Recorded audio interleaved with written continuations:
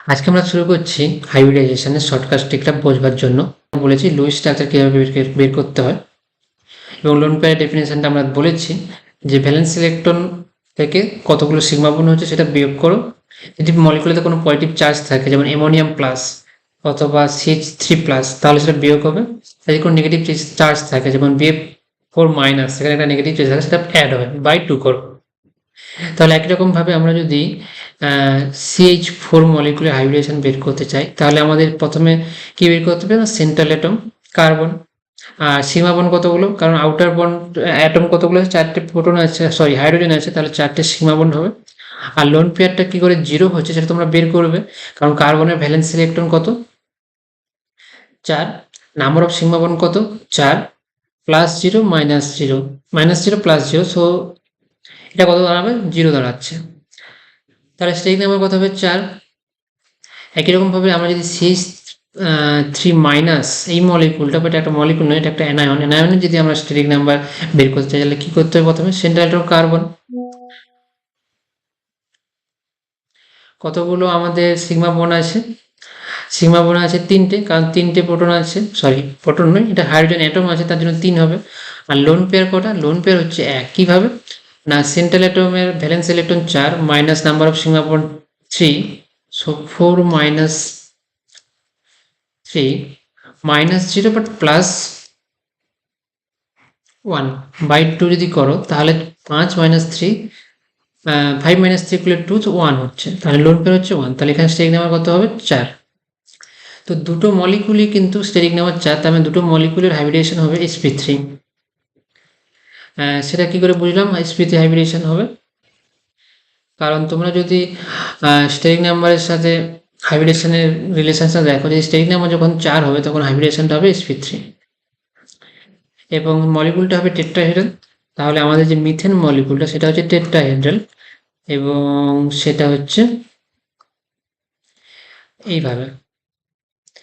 এবং যেহেতু এটা একটা আইডিয়াল টেট্রাহেড্রাল মলিকুল, তার জন্য এর বন্ড অ্যাঙ্গেল কত হচ্ছে, বন্ড অ্যাঙ্গেল হচ্ছে 109 ডিগ্রি। প্রতিটা বন্ড অ্যাঙ্গেল, প্রতিটা CH যে বন্ড অ্যাঙ্গেলগুলো সেগুলো কত হচ্ছে, 109 ডিগ্রি। এখন CH3- যে মলিকুলটা, সেখানেও কিন্তু সেটাও টেট্রাহেড্রাল মলিকুল, কারণ স্টেরিক নাম্বার 4, একটা লোন পেয়ার থাকছে। আমরা লোন পেয়ারটা কীভাবে ক্যালকুলেট করি সেটা বলেইছি। সো এটা মলিকুলার টেট্রাহেড্রাল, জিওমেট্রি হচ্ছে টেট্রাহেড্রাল, এটাও টেট্রাহেড্রাল জিওমেট্রি, বাট শেপ হচ্ছে পিরামিডাল। কিন্তু এটা জিওমেট্রি এবং শেপ বোথ টেট্রাহেড্রাল, কারণ এখানে লোন পেয়ার থাকার জন্য মলিকুলটাতে ডিস্টরশন হয়েছে, বা শেপটা দেখতে আমাদের পিরামিড টাইপের মনে হচ্ছে, কারণ লোন পেয়ারটা আমরা দেখতে পাবো না, শুধুমাত্র অ্যাটমগুলো দেখতে পাবো, তো একটা পিরামিডের মধ্যে দেখাচ্ছে বলে পিরামিডাল শেপ বলা হবে। এখন এখানে বন্ড অ্যাঙ্গেল কত, সেইটা আমাদের কি করে বের করব, তার জন্য আমাদের একটা বেসিক্স থিওরি দরকার, সেটা হচ্ছে, সেটাকে বলা হচ্ছে valence shell electron repulsion, valence shell electron pair repulsion theory, VSPR theory. তো এই থিওরিতে কি বলা হচ্ছে, যখনই মলিকুলের মধ্যে লোন পেয়ার থাকবে, সে কি করবে না, বন্ড পেয়ারগুলোকে আরো নিজের মানে ঠেলে দেবে দূরে, মানে তাদের মধ্যে যে লোন পেয়ার বন্ড পেয়ারের মধ্যে যে রিপালশনটা বেশি হওয়ার জন্য এই বন্ড অ্যাঙ্গেলটা ছোট হয়ে যাবে। তাহলে এটা বন্ড অ্যাঙ্গেলটা কত হবে, <109 হবে। তাহলে এই দুটো মলিকুলের মধ্যে যদি কম্পেয়ার করতে বলা হয়, এটাকে যদি α1 বলা হয় এবং এটাকে যদি α2 বলা হয় অ্যাঙ্গেলকে, তাহলে অলওয়েজ α1 গ্রেটার দেন α2 হবে। তাহলে আমরা কি শিখলাম, আমরা শিখলাম হাইব্রিডেশন কী করে বের করতে হয়, স্টেরিক নাম্বার বেসিক্যালি কী করে বের করতে হয়। স্টেরিক নাম্বার বের করার ফর্মুলা হচ্ছে sigma bond plus lone pair. Lone pair কী করে বের করবো, আমরা লুইস স্ট্রাকচার থেকে লোন পেয়ার বের করবো। তাহলে আমাদের লুইস স্ট্রাকচারটা খুব ভালো করে শিখতে হবে লোন পেয়ার বের করার জন্য, তারপরে স্টেরিক নাম্বারটা বের করতে হবে হাইব্রিডেশনটা বা জানার জন্য।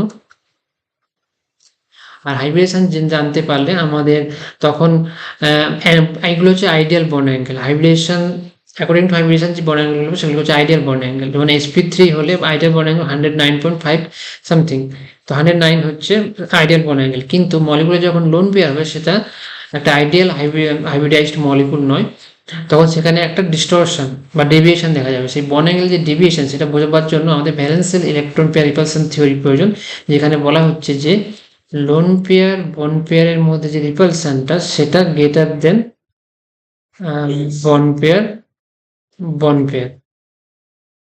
এইটা আমাদেরকে বুঝতে হবে। তো এখান থেকেই আমরা বুঝতে পারবো, অ্যাঙ্গেলটা কম্পেয়ার করতে পারবো।